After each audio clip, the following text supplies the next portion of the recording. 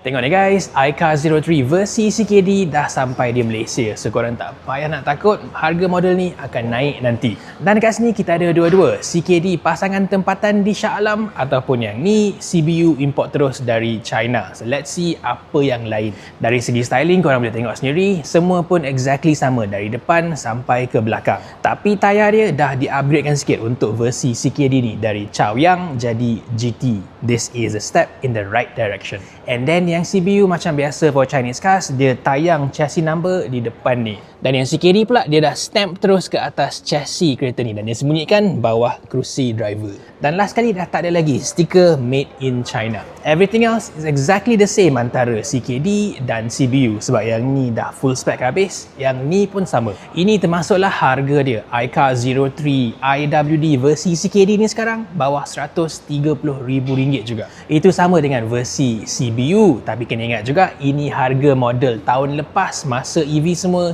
tax free. Well anyway, itu sekitar 14,000 lagi mahal dari Proton EMAS 7, tapi yang ni nampak jauh lebih unik lah. It looks like a mini Defender. Lampu dia depan dan belakang dua-dua pun ada signature I for iCar, plus dia ada bumbung color hitam nampak lagi stylo, and ada utility box lagi di belakang. And one more thing, iCar ni jauh lebih senang nak customize. Dekat showroom pun dia ada macam-macam accessories. Itu belum kira performance lagi. 03 IWD ni pakai a dual motor all-wheel drive setup. Sistem output dia 279 PS, 385 Nm torque, 0 ke 100 6.5 seconds. Bateri dia pun jauh lebih besar, masih lagi jenis LFP tapi 70 kWh.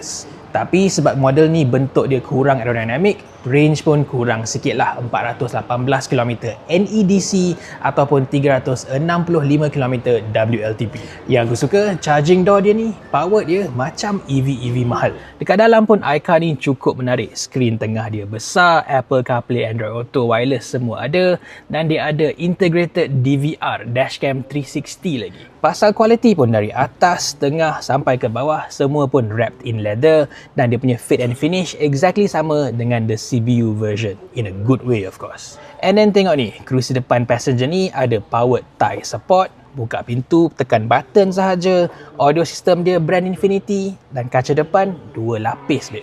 Dekat belakang ni ruang dia kurang luas dan lantai pun tinggi sikit kalau banding dengan Proton, and even the backrest dia pendek sikit. Yang bagusnya dia ada USB charger 60 watt dekat bawah tu, nak charge laptop pun boleh, dan kerusi dia boleh tarik ke atas untuk sembunyikan barang di bawah, dan backrest ni boleh diturunkan to get a fully flat cargo room. Next, safety dan ADAS pun complete, dan dia punya package warranty pun lengkap juga. Dia ada vehicle warranty 7 tahun, battery warranty 8 tahun. Dan bukan itu saja, sekarang iCar tambah lagi a free wall box charger dan free service selama 2 tahun. And one more thing, 03 CKD ni is just the start for iCar Malaysia. Next akan ada V23 CKD juga, and iCar ni sekarang brand EV nombor 3 di Malaysia, belakang Proton dan BYD sahaja.